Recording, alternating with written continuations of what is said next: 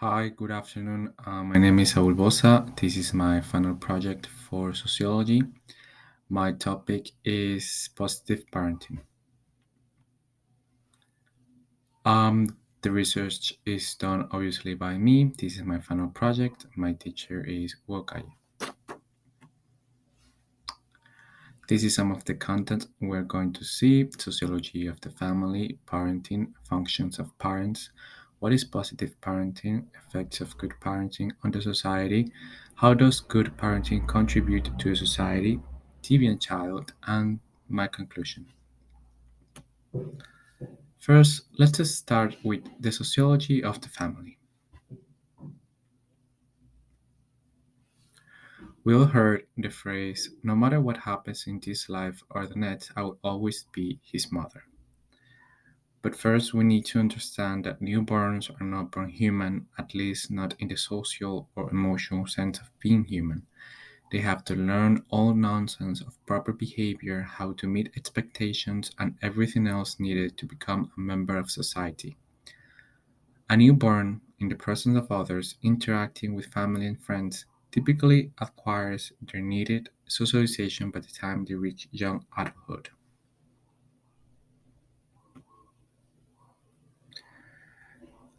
The functions of parents. Parents functions as agents of socialization for their children. Socialization is the process by which people learn characteristics of their group norms, values, attitudes, and behaviors.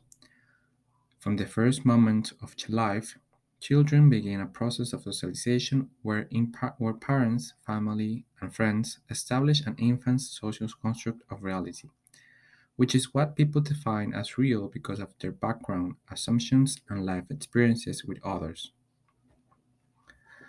Parents function as agents of socialization for their children, as we know. The primary socialization typically begins at birth and moves forward until the beginning of the school years.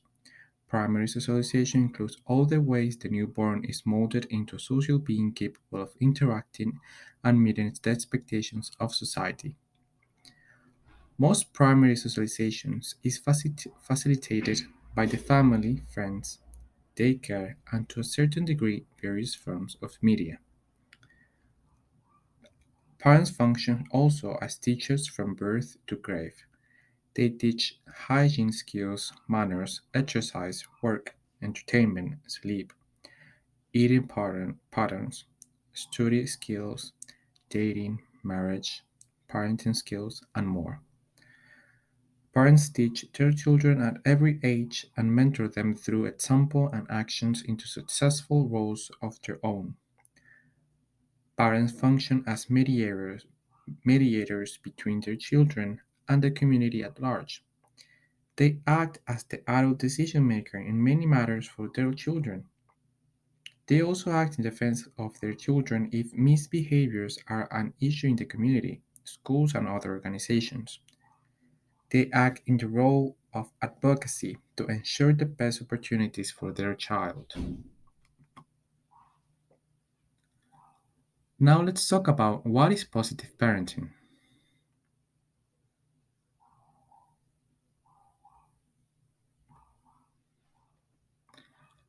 Positive parenting is an approach to child rearing which focuses on collaboration rather than authority, respect rather than punishment.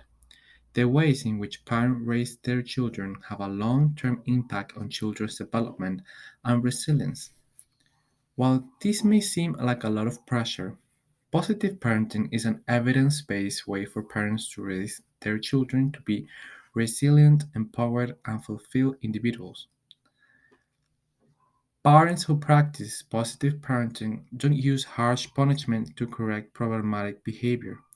Instead, they proactively fulfill their kids' emotional needs through positive interactions, which can prevent a great deal of bad behavior from happening in the first place. Positive parenting essentially encourages parents to catch kids being good and give more positive feedback instead of always focusing on bad behavior. Some parents worry that positive parenting is too fluffy, arguing that children will learn to interpret and react to negative emotions if parents don't help them to see it, which may not serve them well later in life. However, psychologists have found that positive parenting can promote children's confidence and provide them with the tools needed to make good choices. It also nurtures their self esteem, creativity, belief in the future, and ability to get along with others. As parents, we will make mistakes and lose our cool. That presents an ideal opportunity to apologize to our kids and model how we can recover when we mess up. Here are 5 ways to practice positive parenting. 1. We first need to spend one time together. We need to set new rules. We need to say no to rewards, say yes to appropriate consequences. And the last, focus on what you can control. Here are some quotes. We can parent skillfully when we are emotionally hurting from our own upbringing.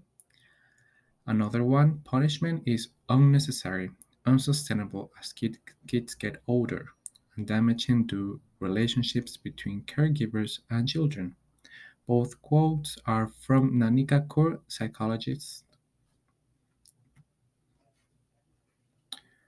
Now let's talk about the effects of good parenting on society. Parents directly influence deviant behavior into children through their parenting techniques and the family structure. Positive parenting has been shown to lead to better school adjustment among children, increase optimism among children, increase cognitive and social outcomes. It reduces behavior problem, supports positive development for children. It has better cognitive outcomes and school readiness, and it leads to less risky behaviors and better job prospects.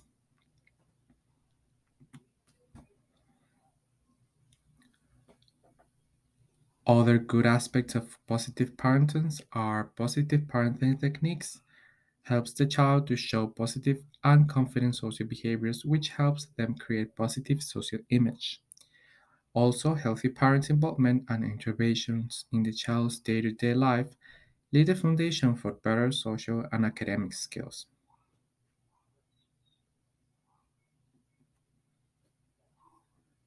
Now, let's talk about the deviant child. To summarize and be precise, what causes a child to be a deviant? Well, childhood, family environment, and attachment contributes to deviant behavior. This means that the environment where we grow up, it has a really great effect in how we develop in our teenage or adulthood life.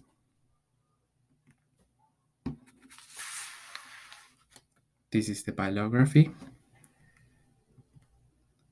and my conclusion. It is very clear how the way we were raised, it has a big effect on us as we grow up and become young adulthoods or just adults in general. Even more important, we need to realize how the effect on the society. We need to start to think about how the way we raise our children impacts in a general society. We've seen that it's proven by science that positive parenting increases creativity, it improves our and it improves social image for most of the people. It's the probability for them to choose a better job, to have better job prospects, to realize, to identify emotions is higher than someone being raised with the traditional ways. We need to think not only about the impact in society, but the impact in our children, in the way we're raising them. We need to also start to heal ourselves in order to raise children. Having children is a great responsibility. We all know that. So for us to raise them properly, we need to actually think about the consequences of our actions. Teaching them. As we saw, there are really good ways to start this new way of parenting. And even though if we did not start it at time, we can still choose this type of parenting Even if our child is 12, 10, or 15, we can change our ways and we can change our perspective on parenting and raising children. But first, we need to heal ourselves for our children and for ourselves, for our family. Thank you.